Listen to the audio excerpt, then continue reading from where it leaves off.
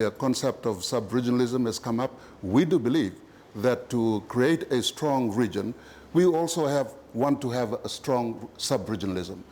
They go hand in hand together. They're certainly not opposing forces. They can go hand in hand together. We should take advantage and develop the Pacific regionalism. Perhaps this side has an opinion to offer. There were some questions raised years ago for which we say, hey, absolutely, by all means, go for it. The Melanesian Spearhead Group was organized. The Micronesians organized themselves, but the Polynesians never have organized. And the concern there is that we wanted to maintain a sense of cohesiveness among all the different factions, especially through the Pacific Island Forum countries. But now, obviously, the situation of the Forum is not very cohesive, put it mildly.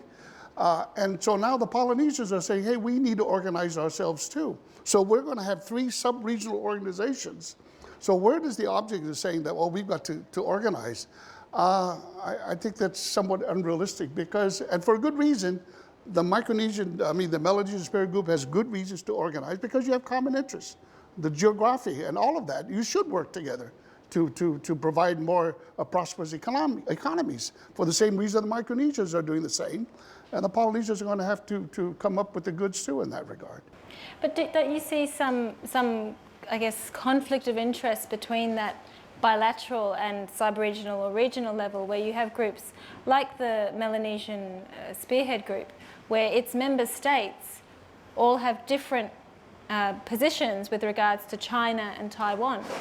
How do you reconcile, and it comes back to the question we've covered already, but I think it's something that warrants further unpacking, is how do you reconcile that national... You don't need to reconcile it. If it's in your national interest to say that we stay neutral, and listen, we voted, there's votes going on abstentions all the time in the United Nations and most other regional organizations. Nothing wrong with voting neutral, whatever that means.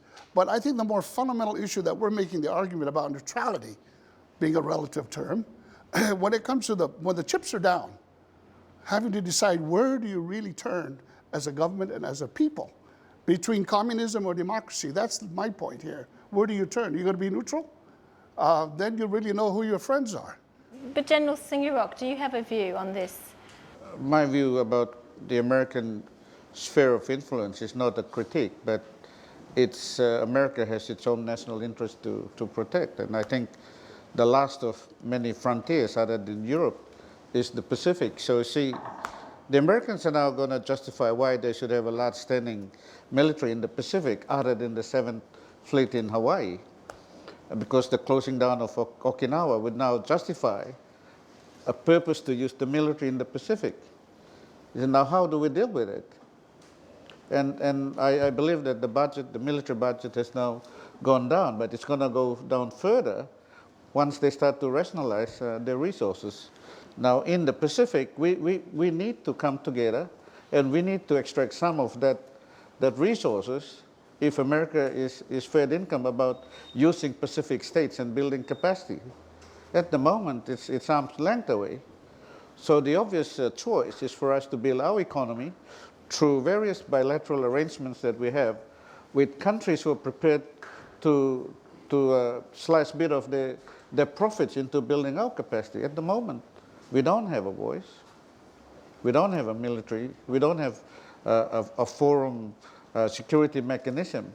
So I think the onus is on these forums to build and to voice their concern, to put their resources together, as I have recommended, so that we collectively are in a position to bargain.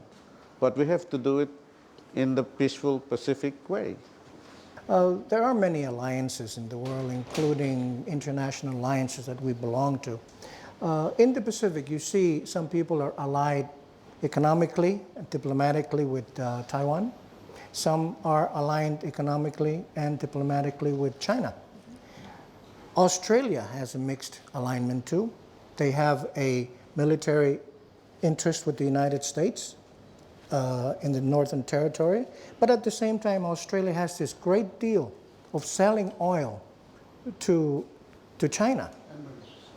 Of course, many things. Well, I'm saying, is that bad? I am in no position to judge, because in the Pacific, this is what we should be looking out for. Where and who can we look to for help? And our most immediate concern in the Pacific is the establishment of a good economic base where it will support improved social levels in the Pacific Islands. Neutrality is neither here nor there in this issue. Imagine, and may I borrow your imaginations for a while, a man climbs a coconut tree. He gets up to the halfway coconut tree and he stops. He stops there. He's looking down and somebody's picking up the coconut that has fallen down, and he looks up there and the birds are feeding on the sugar. But he's in the middle of that. What should this man do? He must make a decision, either to climb up for that sweet or to climb back down and pick the copra. But he can't stay up there.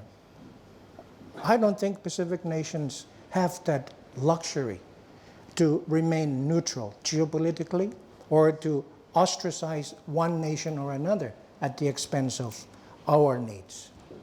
I think maybe another perspective. I've served a member now of the House Foreign Affairs Committee for 24 years, and composed of 48 members of Congress. Our responsibility is to oversee all U.S. foreign policies throughout the world. Well, 24 years ago, nobody wanted to discuss Asia-Pacific issues because the entire mentality in Washington was towards the Middle East and Europe. And to this day, I'm still screaming bloody murder for my country to pay more attention to what's happening in the Pacific. But does that make it bad? No, we have to continue the effort. We have to engage. We have to continue the effort of saying we need to make sure that these players, G2, G8, G20, wherever they might be, pay attention to what's happening to the needs of our Pacific Island nations. And that's the challenge for us. And I think staying neutral is not one of them. There's an old saying, and I don't think it came to be simply because somebody woke up one morning and thought about it. It must have been born of experience that you need to keep your enemies close to you. Now, if in fact these are enemies, then you must engage them. Those who are with Taiwan, talk to them, don't make war. Those who are with China, talk to them, don't make war, because the effect is it's not going to be good for Pacific. And that is where I'm coming from with this flexible engagement with foreign friends. Thank you for supporting our views. Yes, I know. Frenemies. So now we'll go to the audience to pose some questions if we have any members of the audience who'd be interested in asking the panelists. We have a question here. I'm a bit confused about the idea of neutrality and non-alignment. Can members of Parliament clarify this? Because in Vanuatu, we claim to have adopted a non-alignment policy. In fact, we were the only country in the Pacific who became members of the non-aligned summit, non-aligned movement in the world. And so we try to maintain a non-aligned foreign policy because we realize we are a very small country. We depend, all of us, on foreign aid. So you can have your non-alignment, but you depend on, on the hands that feed you. Of course, the military issue is another point, but I just want some clarification on the issue on the principle of non-alignment and neutrality. Where does this fit in this debate? Well, the way I see it, to be neutral is to be non-aligned. When you align yourself, you are committing to a certain relationship with a country. So this is what we are saying in these conflicts that are going on. We stay neutral. We don't align ourselves to any of the conflicting parties because we will end up being the person between the dog and the lamppost, and you risk getting wet in the process. So that's what we're saying. And you took the opportunity to join the non-aligned alliance movement. Even that, to me, even though it's an organization of non-aligned nations, you are aligning yourselves to some extent to that organization, even though that is the policy that you take, that you stay neutral with other countries. And thank you for raising that point, because that was a point that I missed, that in the discussions that we have had, Vanuatu has been held up as an example of a neutral country. It's done very well indeed. And I was going to say that some years ago, Vanuatu was voted as the happiest country in the world. And I was going to say that there must be something in being neutral. And thank you, Lisa, for raising that. Neutral or neutered? Just want to respond to it. It's my understanding that the non-alignment movement was a byproduct of the Cold War. And we had leaders like Sukarno, Marshal Tito, Yugoslavia, Nasser of Egypt. They're the ones that coined up, or Nehru of India, coined up the idea that we need to maintain a sense of neutrality because of the height of the Cold War between the Soviet Union and the United States. There is no formal organization of being a non-aligned country. I mean, you just meet a lot of times, but in really having any real substance, because most of the countries are also members of the United Nations.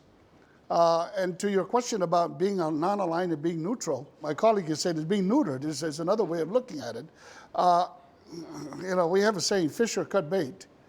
And I think for being a neutral country, I commend Vanuatu for having being able to being a beneficiary of the millennial program that we have, where you were able to get, what, $60 million? Well, there's nothing wrong with maintaining your membership as being a non-aligned country and still be able to draw from whatever country that can give you the kind of assistance that you need. Thank you. If we have any more questions, I think we have one from a lady over here. Just a question on the issues of alliances. When you were talking alliances, I heard two regions or countries. One was Australia and New Zealand, and the other was Asia. And I think Mr. Tavola talked about alliances being in the context of power and dominance. Now, is there any interest in Pacific Islands, for Pacific Islands as a region, or in terms of national interest, of allying with other developing countries, or what some people call South-South solidarity, allying with countries in Caribbean or Southeast Asia, Africa? Or is it always about allying with more dominant nations? Thank you. Maybe alliance may be a wrong word in this example that you raised. It's a membership of an association, organization with certain objectives, certain goals, for instance. And ACP is a very good example, where 79 of the ACP countries have come together to form a group because we have commonality in our interest, and through numbers, comfort of numbers, we can be influential in the discussions we have. And we have been quite influential. We have got the assistance of the European Union up to 2020. We don't know what's going to happen after that. Hopefully it will continue. So it's association and membership of an organization with an objective and goals. I'm getting alignment, being allies to this and being neutral. I'm getting confused. You know, I really feel that there is no need for neutrality because everybody's working for the same goal.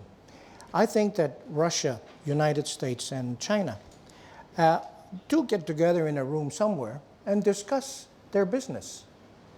And that's because of if you want to know your enemies, stay close to them. And I'm not saying we are enemies of these countries. I'm saying it is better to go out there and promote the interest of the Pacific by actively participating in discussions about us. And I've said that before, and I will continue to say it, that we must, even if they don't hear us, the sin is on them. But we should not sin against us by not speaking out for our own interests. Thank you. We're now going to, I'm now going to ask the panelists to each wrap up their positions in 1 or 2 words. Thank you, Chairperson. I go back to my earlier points on the Pacific Way, which is friends to all, enemy to none. I think we should be building our capacity as small Pacific nations, build our governments through good governance, and work on our economy so that we invest a little bit more in regional capacity building, in security work, so that we become a force to be reckoned with. We become a voice of the Pacific so that we can deal with these challenges that we're now confronted with the superpower rivalry, which is basically predominance, the influx of China and the lesser nations like Taiwan and Korea into the Pacific, and also be cautious of the fact that the buildup of the American military in the Guam area has a significant impact on the influences of China into the Pacific. So I think it's time now that the Pacific states must relook at the way we do business within the context of the Pacific way. Thank you.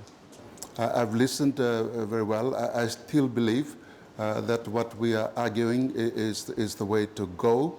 I like the comment from the last speaker talking about peace and stability, and that's really where we are coming from. In our ocean, we want to promote our own interests, and we have our own interest here that has a global reach, and we want to maintain our Pacific Ocean as the ocean of peace. And through neutrality, we can concentrate on strengthening our regionalism. And we keep talking about regionalism. Sub-regionalism is going to make regionalism strong. And we promote that because we want peace and stability in our area of the world. Excellencies, ladies and gentlemen, even a dead man leaves no legacy of neutrality after he has gone. We must continue as a Pacific nation, whether we have organizations, and